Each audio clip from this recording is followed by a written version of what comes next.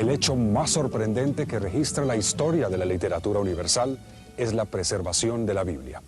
Desde tiempos remotos, las Sagradas Escrituras han sido objeto de innumerables embates que han puesto en peligro su conservación.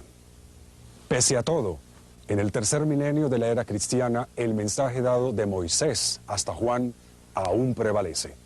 Esto ha motivado a que la obra que guarda la palabra de Dios también se conozca como el libro indestructible. Las Sociedades Bíblicas Unidas presentan el libro indestructible.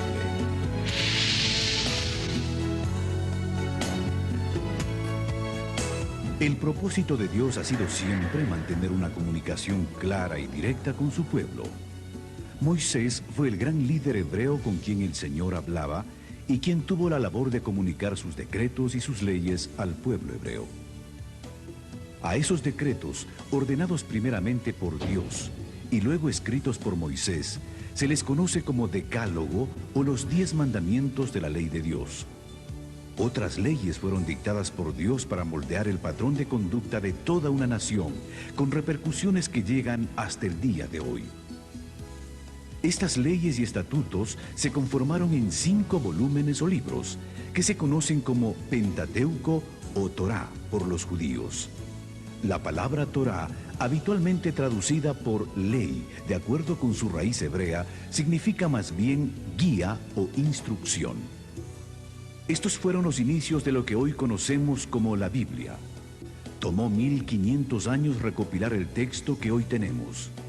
Sus escritores fueron reyes, guerreros, campesinos, profetas y hasta sacerdotes judíos.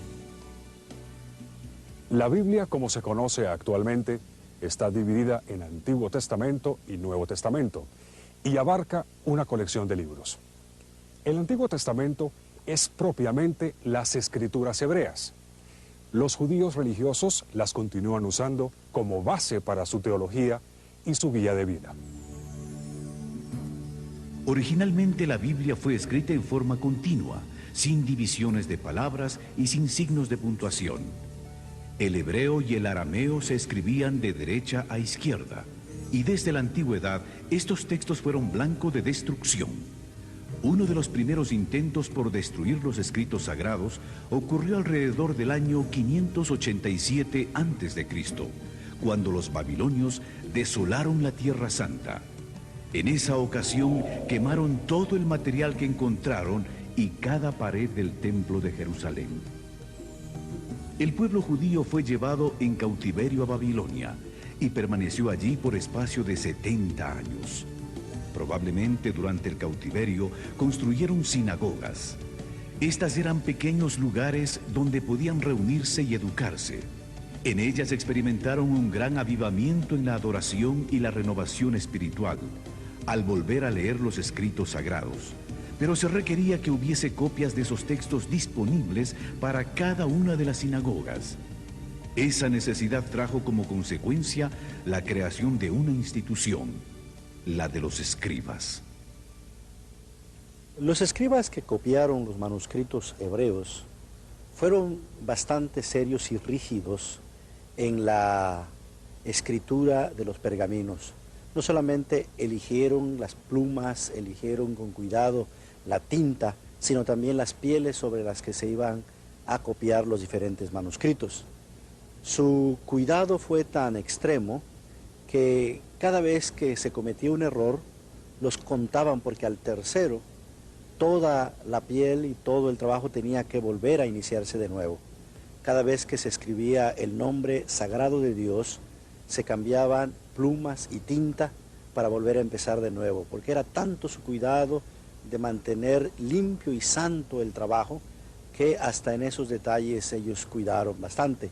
Eso realmente fue providencial, porque los manuscritos hebreos que hoy tenemos en la actualidad realmente son de los más perfectos, y a diferencia de los manuscritos griegos, la poca cantidad de manuscritos hebreos asegura que el texto que se imprimió es un texto bastante seguro y bastante exacto.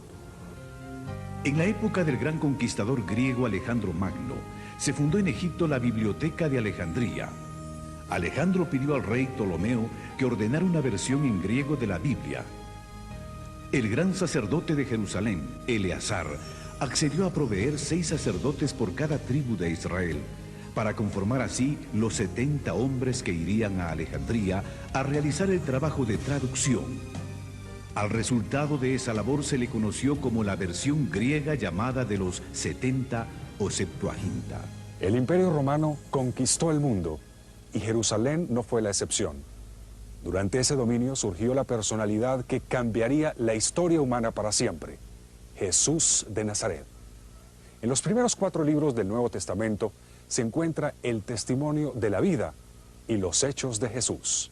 Inicialmente los evangelios correspondieron a una tradición oral, pero después de la muerte y resurrección de Jesús, muchos detalles empezaron a perderse. Por eso se hizo necesario escribir estos acontecimientos para evitar toda confusión. Este fue el propósito de Lucas, el médico amado, a quien se le atribuye haber escrito el Evangelio de Lucas y los Hechos de los Apóstoles. La propagación del Evangelio por medio de las prédicas de Pablo hizo que la Biblia llegara también a costas extranjeras y en griego, que era el idioma más extendido en la época, expandiéndose por el Asia Menor, y gracias al tráfico comercial entre Jerusalén y Roma, el cristianismo llegó a Europa. Miles de cristianos fueron quemados en hogueras o lanzados a los leones. Los cristianos se refugiaban en las catacumbas de Roma para escapar de la persecución al movimiento. Después de la ascensión de Jesús, los hechos de su vida y sus preceptos se hacían en forma oral, pero a medida que los testigos presenciales de Jesús iban muriendo, se perdía con ellos todo un tesoro de acontecimientos, imposibles de reconstruir, a menos que fuesen puestos por escrito. De esta manera, los evangelios surgen como una necesidad de quienes se habían constituido en seguidores de Jesús para mantener presentes sus obras y sus enseñanzas. Dios obra de manera misteriosa para preservar su palabra en cualquier época de la historia humana. El primer siglo se caracterizó por el establecimiento de un movimiento cuya persecución fue encabezada por un celoso de la ley llamado Saulo. Después de una milagrosa conversión, ese perseguidor de la iglesia llegó a ser el autor de más de la mitad del Nuevo Testamento. También fue el responsable de la expansión del Evangelio por Asia Menor. Los años que siguieron a la ascensión de Jesús vieron el surgimiento de la iglesia y la expansión del cristianismo. Primero en Jerusalén y Judea, después al resto de Palestina, incluyendo Samaria, y se extendió hasta el resto de lo que hoy se conoce con el nombre de Asia Menor. El personaje más importante en la expansión del cristianismo en esta parte del mundo fue el apóstol Pablo. No solamente proclamó el evangelio de manera oral, estableciendo iglesias, sino que para asegurar la continuidad de las comunidades y su educación, escribió cartas que llegaron a ser parte de lo que hoy se conoce con el Nuevo Testamento. Pero no solo Pablo escribió cartas, hay otros autores que escribieron una carta o que escribieron otras cartas, y ese conjunto se conoce con el nombre de cartas universales. Pero también tenemos escritos como Apocalipsis, que forma parte de lo que se conoce con el nombre de literatura juanina y tiene que ver con el apóstol Juan, que fue uno de los seguidores de Jesús. La persecución de los cristianos en Roma fue basada en que este movimiento atentaba contra el emperador y que este grupo solo reconocía la autoridad de Jesús. La literatura usada por los cristianos era igualmente considerada subversiva. Para el año 150, los cristianos se encontraban ya no solo en Roma, sino tan lejos como al norte de Inglaterra, a pesar de que el Imperio Romano había hecho todo lo posible para parar el crecimiento del movimiento. Cada día se unían nuevos partidarios. Motivados por la fe y por el testimonio de los mártires, muchos se convertían al cristianismo. A pesar de la persecución iniciada por Nerón en el año 64 después de Cristo, el número de creyentes crecía y se expandía. La Biblia era la autoridad real del movimiento cristiano, aunque no fuese conocida por muchos, y el interés por estos escritos aumentó. La figura de Constantino fue de suma importancia. Construyó iglesias y pagó salarios a pastores. Por su empeño en mantener la unidad, proclamó el cese de la persecución. Esta proclama se extendió por todo el imperio con la derrota de Lucino en el año 323.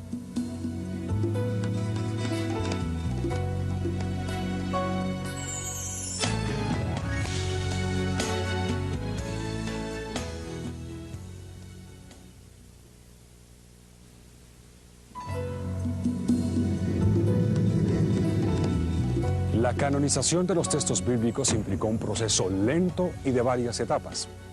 La palabra canon, con referencia a la Biblia, fue empleada por primera vez hacia el 360 después de Cristo. 7 años después, este patriarca de Alejandría hizo la primera lista de los 27 libros del Nuevo Testamento.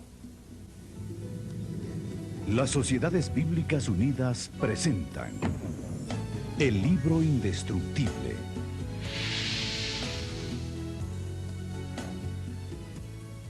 En el año 397, el Sínodo de Cartago dio su primera aprobación a los 27 libros. Con esto se reafirmaba la autoridad del Nuevo Testamento. Para el año 400, el latín se había convertido en una lengua importante para comunicar enseñanzas religiosas, por lo que se necesitaba una traducción confiable de las Escrituras. Jerónimo se mudó a Belén y se dedicó a traducir las Escrituras al latín. En el año 405 completó su misión. Su trabajo es conocido como la Vulgata, o Biblia de lenguaje común. El latín se convirtió en la lengua oficial de la Iglesia Católica Romana hasta este siglo. Cada nación protestante usó su propio idioma. El griego siguió como idioma oficial en el Oriente. Hacia el año 555, el Imperio Romano iba en decadencia producto de las invasiones de pueblos bárbaros como los germánicos, lombardos y muchos otros, quienes terminaron conquistando el imperio. Desde el siglo V, por mencionar una fecha, el Imperio Romano entra en una gran crisis debido a debilitamiento interno y también a la presión que ejercían las tribus llamadas normalmente bárbaras, de las fronteras del imperio hacia afuera, que poco a poco se van infiltrando, se introducen dentro del imperio y luego esto favorece cuando la invasión militar de esas tribus se produce y el imperio romano cae. El año 476 se considera como símbolo del tránsito del mundo antiguo a la Edad Media, y esta Edad Media generalmente es considerada como una época de oscuridad, que es una caracterización, en mi opinión, falsa, pues aunque sí hubo ciertos problemas que se plantearon a ese respecto, sin embargo, la Edad Media fue también un foco de cultura, especialmente para transmitir la cultura antigua que llegara hasta el mundo moderno y de hecho hasta nuestros días.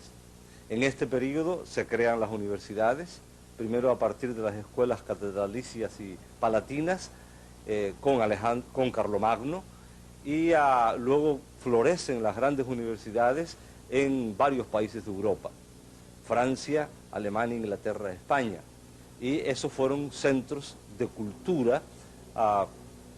Cierto, no era una cultura popular, pero era el centro de cultura que iba a recoger y a crear para el mundo moderno.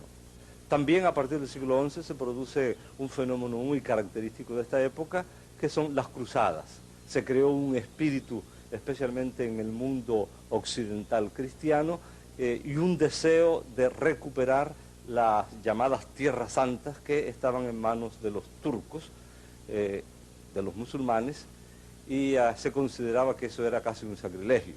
Las cruzadas tuvieron épocas de gloria y épocas de catástrofe espantosa, pero al mismo tiempo facilitaron el tránsito de la cultura, del comercio, a lo largo de todo el territorio que va desde el occidente de Europa hasta la Tierra Santa, hasta el Medio Oriente.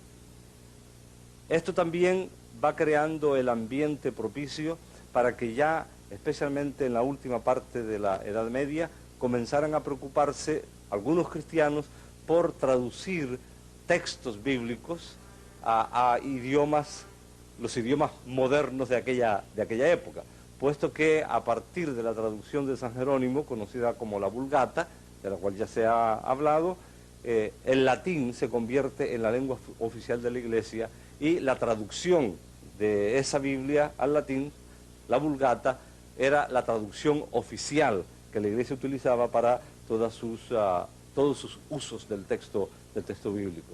De tal manera que ya al final de la Edad Media se abre un mundo nuevo, se está preparando el Renacimiento y el comienzo de la era moderna, un mundo nuevo también para la traducción de la Biblia y para los estudios bíblicos. En el siglo XIV, John Wycliffe de Inglaterra, quien se considera el padre de la Biblia en inglés, sostenía que la Biblia contiene la revelación de Dios.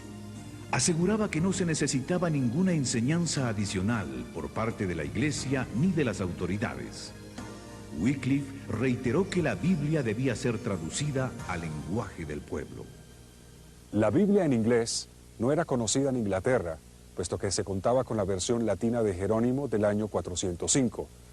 Wycliffe terminó la traducción del Nuevo Testamento a partir de la Vulgata latina en el año 1380. En 1382 se terminó el Antiguo Testamento. Por primera vez, el pueblo de Inglaterra tenía en sus manos una Biblia en su propio idioma. En esos días, una Biblia era costosa y no todo el mundo podía obtenerla. Algunos daban las ganancias de un mes de trabajo para obtener una página de la Biblia. Con su aporte, Wycliffe había cambiado la historia de Inglaterra. Hasta el día de su muerte se mantuvo a la vanguardia, enfrentando a los poderes que mantenían al pueblo prisionero de una tradición religiosa impuesta por la fuerza. Las ideas de Wycliffe fueron tan temidas que después de su muerte, toda la literatura que había producido fue prohibida. Y aún más, John Huss, de Bohemia, un admirador de Wycliffe, murió quemado en la hoguera en el año 1415, condenado por el Concilio de Constanza. La indignación de la Iglesia fue tal que desenterró los restos de Wycliffe, los quemó y luego los arrojó en el río Swift. Una vez más, la Biblia era el eje central por el que los cristianos comprometidos estaban dispuestos a arriesgarlo todo, aún sus vidas, para que la palabra de Dios llegase a todo ser humano. Martín Lutero inicia un hecho que cuando lo realiza no debió haber tenido mayor significado. De hecho, ya había hecho algo semejante años antes y lo que él había hecho había pasado casi inadvertido. El 31 de octubre de 1517, Martín Lutero coloca en la puerta de la abadía de Wittenberg, en cuya universidad Martín Lutero era profesor de Sagrada Escritura, 95 tesis en las que él cuestionaba algunas cosas que le parecían que debían cuestionarse respecto de la actitud de la Iglesia oficial, la Iglesia dominante, la Iglesia católica. Martín Lutero colocó estas tesis no en alemán, sino en latín, porque estaban dirigidas simplemente a los eruditos de la universidad en la que él enseñaba. Y lo único que él pretendía era iniciar una discusión académica con sus colegas sobre los temas que él planteaba. Sin embargo, inesperadamente, aquel acto de colocar las 95 tesis, que era un acto sencillo, pero la reacción fue totalmente inesperada para el propio Martín Lutero, porque creó un polvorín hasta tal punto que hoy se considera que el 31 de octubre de 1517 es la fecha simbólica con que se inicia la reforma protestante del siglo XVI. Entran en ejercicio los órganos supremos de legislación y de autoridad en el imperio, y en 1521 Martín Lutero es llamado a la Dieta de Worms para que se retractara de las doctrinas que estaban enseñando. Es famosa la frase, probablemente un poco apócrifa, legendaria, pero simbólica, en que Martín Lutero se planta frente a la Dieta y sostiene que a menos que le convenzan con el texto de la Sagrada Escritura en la mano de que él está equivocado, él no va a retractarse. Amigos de Martín Lutero lo secuestran literalmente cuando sale de la dieta, lo llevan al castillo de Wartburgo y a eso que al principio podría parecerle a uno que fue también una especie de pequeña catástrofe, se convirtió en algo muy significativo. Porque mientras estuvo en el castillo de Wartburgo, Martín Lutero tradujo el Nuevo Testamento del griego al alemán, iniciando también de esta manera a algo muy significativo, porque años más tarde termina la traducción completa de la Biblia y los especialistas en germanística señalan que esa traducción fue un hito muy, pero muy significativo en la formación de la lengua literaria de lo que hoy es el alemán. La traducción de Martín Lutero se convierte también en símbolo porque entonces comienzan también a producirse traducciones en las otras lenguas de la Europa de la época. Pero en 1529 fue derogado dicho principio y se prohibió la difusión de la religión evangélica. Entonces fue presentada una protesta formal. En la misma se afirmaba que en asuntos de religión cada quien debía seguir a su conciencia. De ahí el nombre de protestantes, con el que se conoció a los seguidores de Lutero, Zwinglio y Calvino. La primera Biblia en francés es la aparecida en 1535, en versión de Pierre Robert Olivetan, primo de Calvino. Lutero proclamaba que la única fuente de verdad era la Escritura. Los movimientos de reforma religiosa estaban por esta época bastante difundidos en Europa. Se contaba con Erasmo de Rotterdam, John Colet en Inglaterra, Jacques Lefebvre en Francia, Francisco Jiménez de Cisneros en España, Juan Valdés en Nápoles.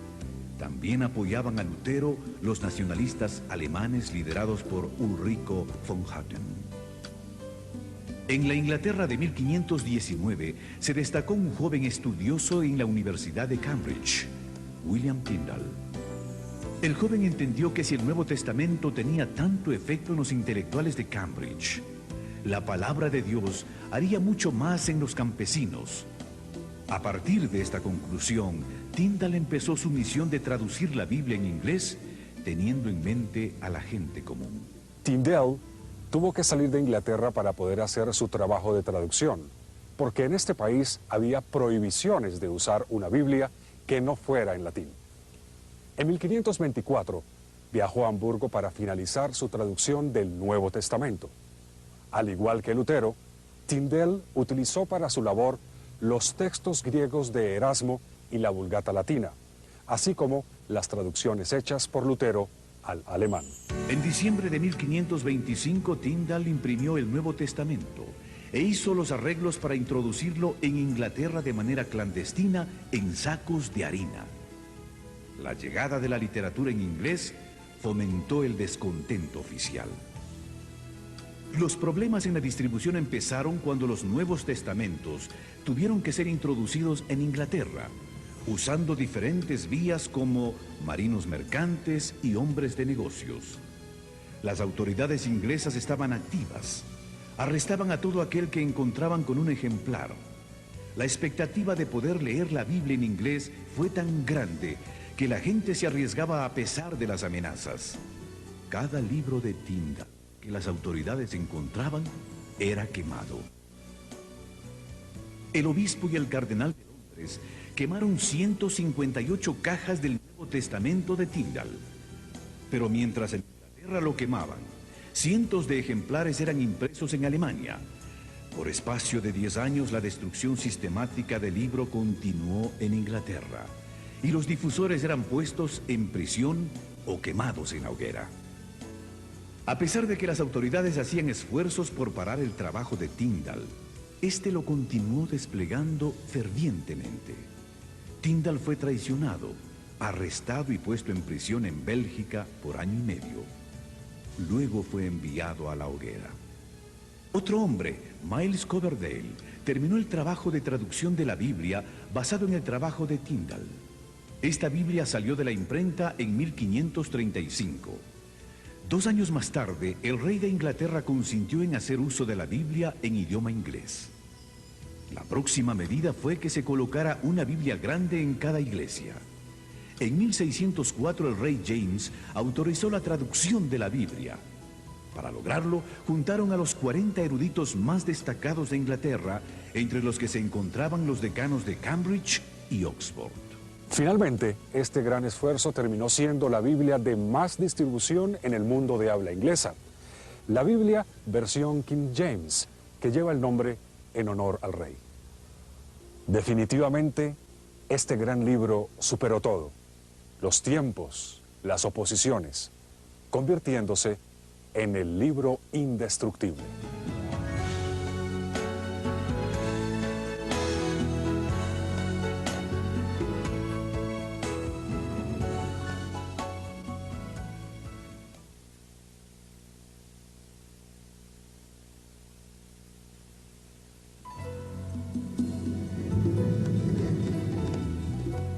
En el año 1557, en el monasterio de San Isidro del Campo, en Sevilla, España, un monje de nombre Casiodoro de Reina, admirador y estudioso de Jerónimo, sintió el deseo de traducir la Biblia a su propio idioma, llevando así la Biblia al pueblo hispano de ese tiempo, un gran aporte a la difusión y alcance del libro indestructible.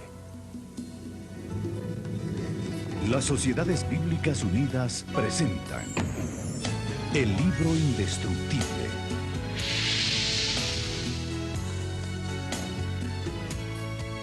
El primer intento de traducción de Casiodoro de Reina fue un salmo, el que luego llevó como regalo a una rica y piadosa mujer de nombre Isabel, muy devota de la fe cristiana.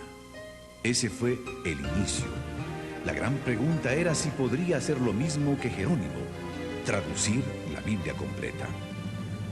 Hasta este momento se creía que el idioma para las cosas sagradas era el latín, y no se concebía la Biblia en una lengua romance como el castellano. Al enterarse Casiodoro que la Inquisición enjuiciaría a los monjes, huyó del monasterio. Tuvo que vivir en diferentes países acosado por sus enemigos, sentenciado a muerte, bajo acusaciones falsas y con penurias económicas. En 1572 la Inquisición lo enjuició en ausencia. Al ser hallado culpable, quemaron una efigie suya en señal de lo que le esperaba en caso de ser capturado. Casiodoro se estableció en Inglaterra. Allí recibió seguridad y protección. La reina le otorgó una pensión para que pudiera continuar con la traducción de la Biblia, pero la persecución no se detuvo. En 1563 sus enemigos le hicieron acusaciones morales. Tuvo que volver a huir, y eso empeoró su imagen y reputación.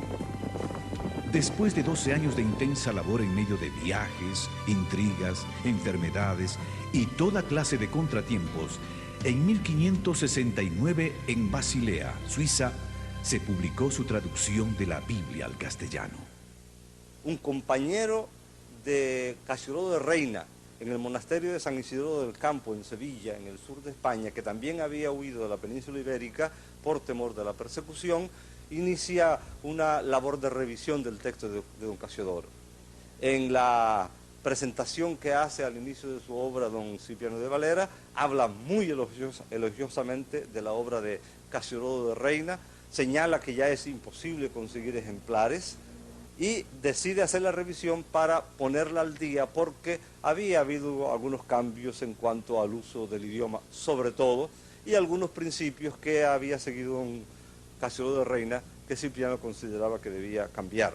En 1602, en Ámsterdam, se publica lo que a mí me gusta llamar la primera auténtica y original Reina Valera, es decir, la primera revisión que se hace del texto de Reina por don Cipriano de Valera. La revisión de Reina Valera ha sido el texto bíblico más usado por las iglesias evangélicas de habla castellana, tanto en España como en Hispanoamérica y en otras partes donde se usa nuestro idioma.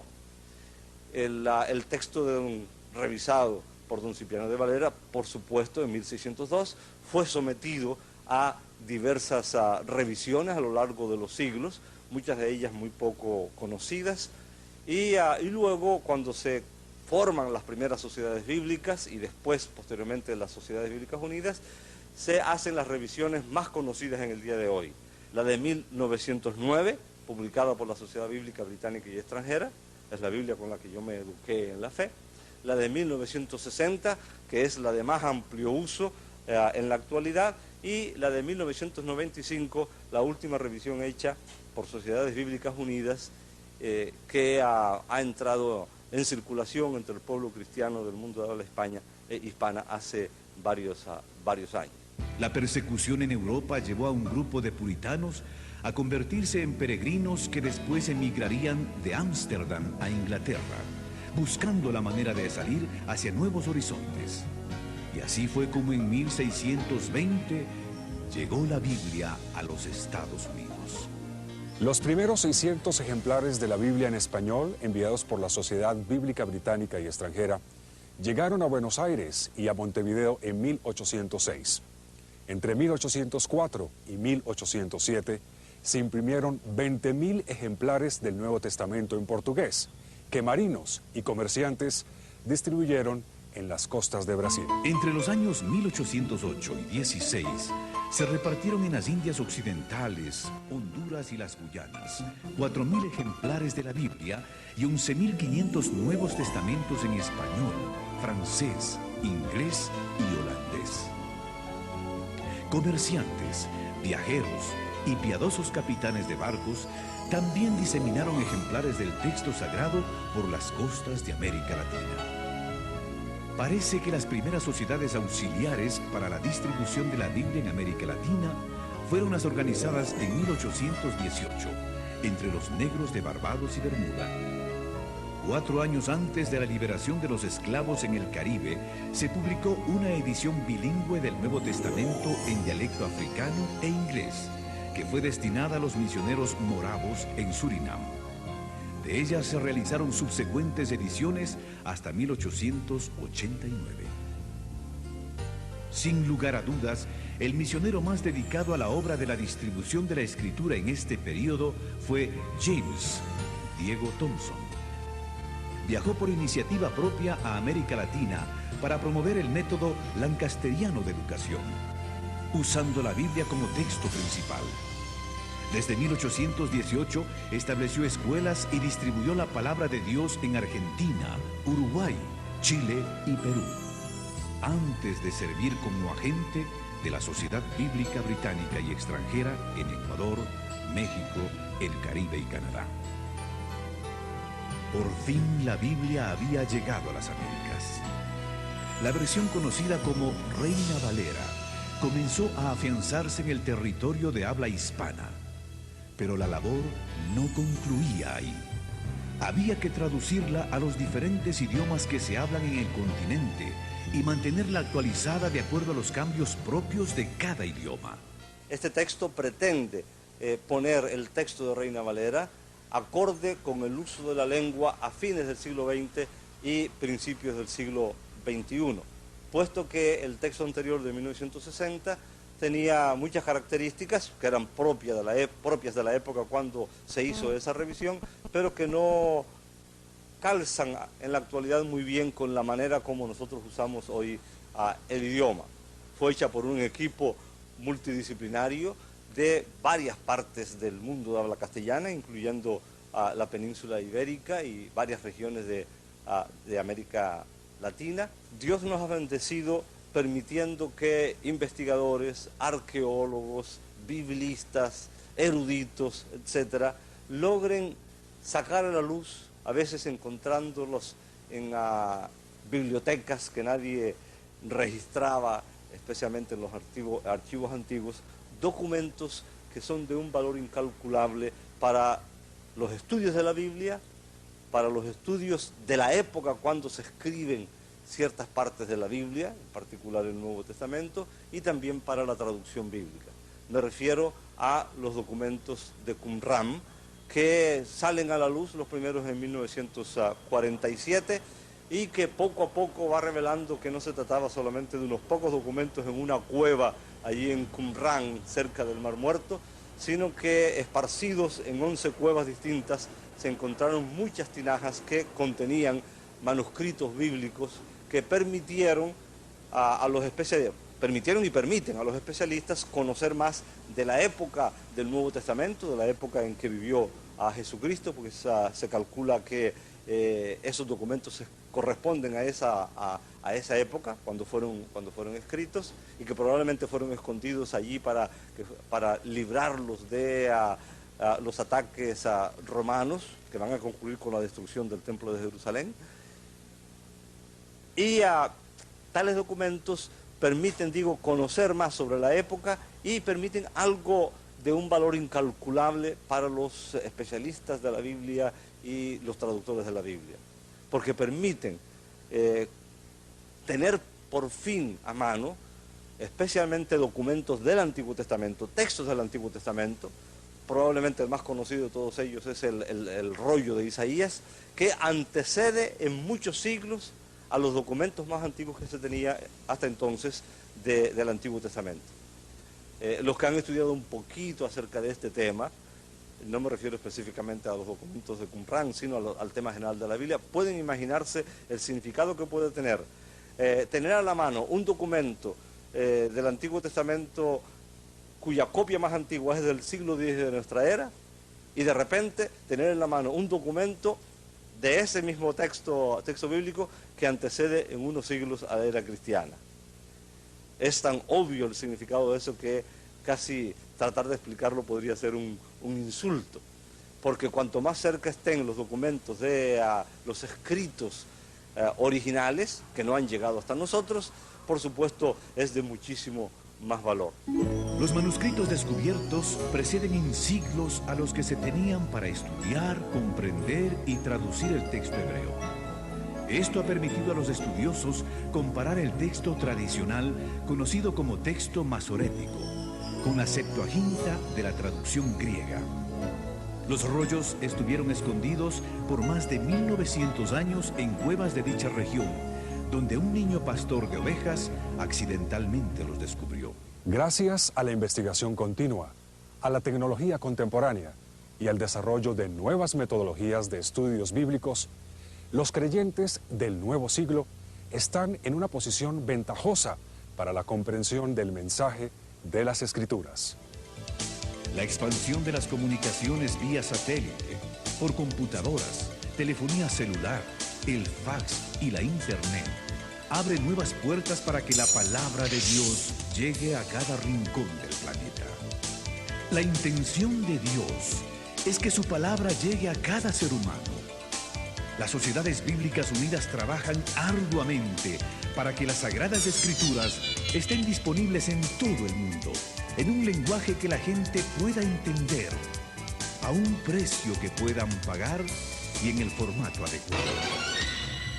A pesar de todo este esfuerzo, las estadísticas nos siguen retando. La población mundial se estima en 6.000 millones de habitantes. De ellos, menos de 2.000 millones son cristianos.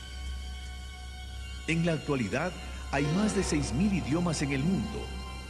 De ellos, solo 2.195 idiomas cuentan, por lo menos, con una porción de la Biblia. 3 de cada 4 cristianos aún no tienen un ejemplar de la Biblia. El 85% de los cristianos del mundo occidental nunca ha leído la Biblia completa. 300 millones de personas alrededor del mundo no tienen ni un libro de la Biblia traducido a su idioma. 2.000 millones de personas no tienen acceso a la palabra de Dios porque no pueden leer la Biblia o porque no la tienen disponible en medios no impresos. Las Sociedades Bíblicas Unidas han publicado varias versiones contemporáneas de la Biblia en castellano. Destacan de manera especial la última revisión de la Reina Valera, que es conocida como Reina Valera 95.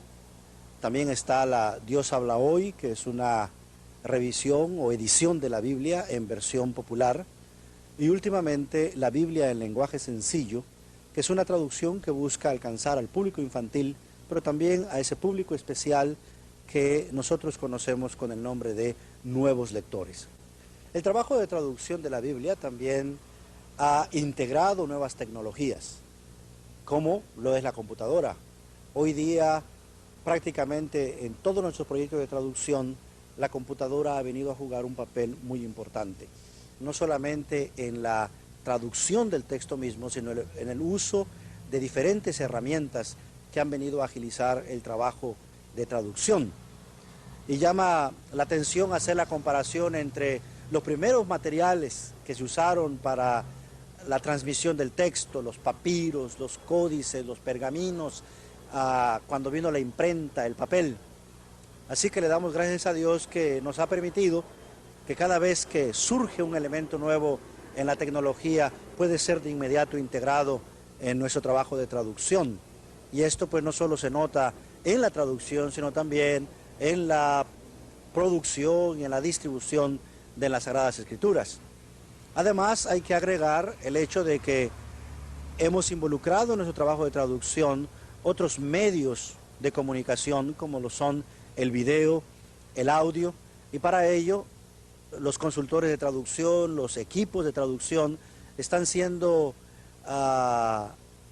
ayudados, entrenados al uso de esta nueva tecnología, de cómo traducir la palabra de Dios, enfatizando la oralidad del texto, o en el caso de los videos, todo el tipo de trasfondo, de materiales visuales que tienen que ser integrados, pero que reflejen de manera fiel el mensaje de la palabra de Dios. En la era de la informática, ya contamos con una CompuBiblia, es decir, la Biblia en CD-ROM. Y para las generaciones más jóvenes, la Biblia está disponible en audio y en video. Para los invidentes o aquellas personas con problemas visuales, la Biblia está disponible en el sistema Braille de lectura. La historia de la Biblia nos presenta un libro que fue perseguido por sus enemigos y protegido por Dios. Porque su propósito es comunicar salvación a todas las generaciones. Gracias a todo el esfuerzo, la fe que una vez fue dada a los santos nos fue entregada en herencia. La palabra divina que la genera llegó hasta nosotros. Tertuliano, uno de los padres de la Iglesia en Occidente, declaró: la sangre de los mártires es la semilla de la Iglesia. Y eso se hizo evidente cada vez que un cristiano fue martirizado, porque Dios levantaba 10 creyentes para que tomaran su lugar. 4000 años son difíciles de resumir, pero la Biblia no es lo único que ha resultado del largo proceso de formación del canon. La colección de los libros considerados como inspirados por Dios también nos hablan de nuestro constante peregrinaje de fe. En este nuevo siglo, hagamos como el pueblo hebreo, que un día al regresar del exilio volvió a la Biblia y sus corazones se llenaron de gozo y esperanza para el presente y el futuro. El plan de Dios para la humanidad ha sido preservado milagrosamente en forma de una biblioteca que es y será siempre un libro indestructible. Hagamos de este libro indestructible el centro de nuestros valores, la norma para nuestra vida. Digamos al mundo: estas palabras se escribieron para que crean y para que en ellas también tengan la vida eterna.